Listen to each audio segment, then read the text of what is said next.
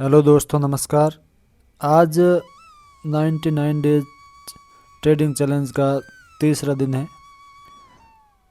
कल मैंने एक्सेप्ट किया था कि ट्रेडिंग में मेरी सबसे बड़ी गलती रेस्पॉन्सिबिलिटी लेना नहीं थी।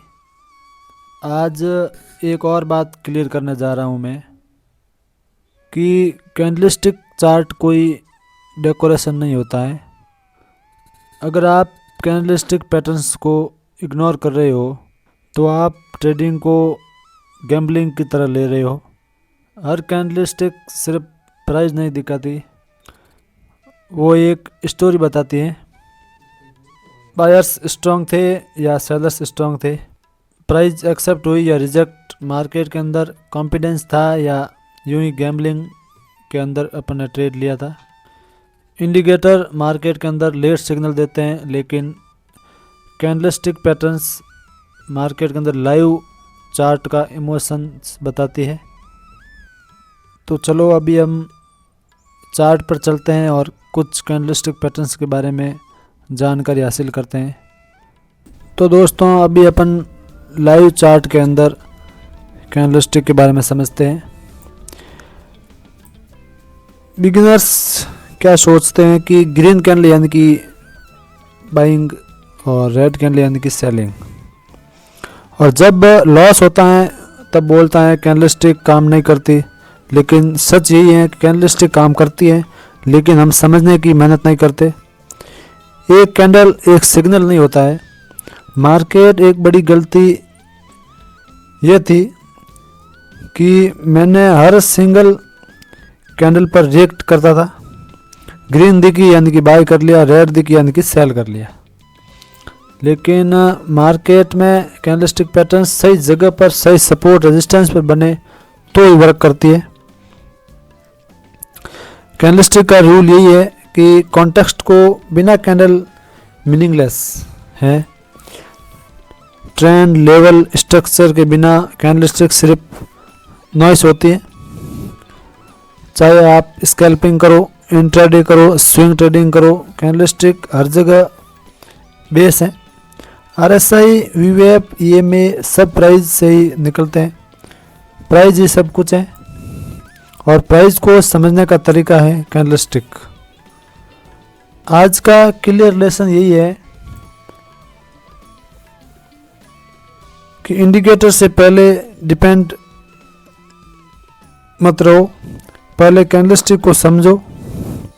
जिस दिन आप ये समझ गए कि कैंडल क्या बोल रही है, उसी दिन आप बिगिनर से ट्रेड बनना स्टार्ट कर देते हो। अगर आप चार्ट देखते हो लेकिन समझते नहीं हो कि मार्केट क्या बोल रहा है, तो शायद आप भी कैंडलस्टिक को हल्के में ले रहे हो। और मैं भी यही गलती करता था। आज कैंडलस्टिक पैटर्न्स का बारे में मैं ये बता जा रहा हूँ कि कैंडलस्टिक पैटर्न्स कोई फैंसी कंपटीशन की तरह नहीं है। आज कोई फैंसी स्ट्रेटजी नहीं सीखी है, लेकिन एक सॉलिड बेस रखा है।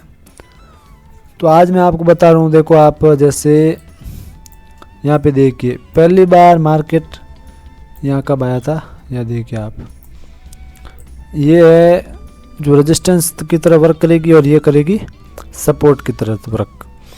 अब देखिए आप, मार्केट पहली बार यहाँ आया तो यहीं से बाउंस बैक हुआ। अब वापस से रेजिस्टेंस तक तो नहीं पहुँच पाया, लेकिन यहीं से वापस रिवर्स हुआ, वापस इस सपोर्ट पे आया और यहीं से वापस बाउंस। अब देखिए, इस सपोर्ट और रेजिस्टेंस में मार्केट ने कितनी बार वर्क किया है।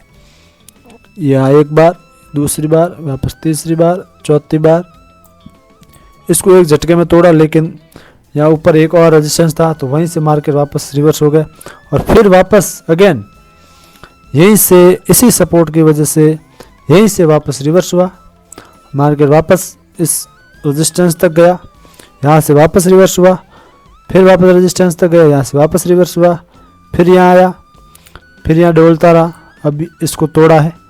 अब अगर मार्केट इसको प्राइस एक्शन बना के यहाँ से वापस थोड़ा नीचे आकर के रीटेस्ट करके फिर वापस से अगर कोई ग्रीन कैंडल बनती है तो वो अच्छे से वर्क करेगी और मार्केट यहाँ से जितना दिन यानी कि जितना इस रेंज में रहा है उससे, जैसे देखो अपन यहाँ कितना दिन रहा था, यहाँ 2100 पॉइंट का, तो वापस यहीं से 2100 पॉइंट यानी कि यहाँ तक 91,000 तक की रैली दे सकता है। तो यानी कि कैंडलस्टिक के बारे में आज अपन ने समझा है। कल डे 4 में हम बात करेंगे सपोर्ट और रेजिस्टेंस इतने पावरफुल क्यों होते हैं।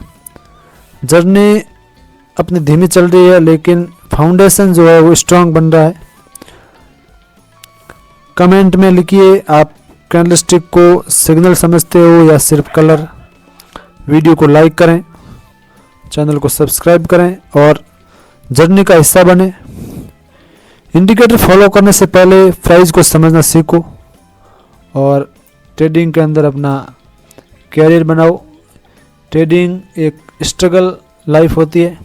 यहाँ कोई परिवार, ना कोई दोस्त, कोई भी रिश्तेदार वगैरह कोई भी अपना साथ नहीं देते हैं। इसमें आपको अकेले ही चलना पड़ता है। इसीलिए आप आगे बढ़िए ट्रेडिंग के अंदर। आप सबका प्यार सपोर्ट ऐसे ही बना रहे। Thank you so much.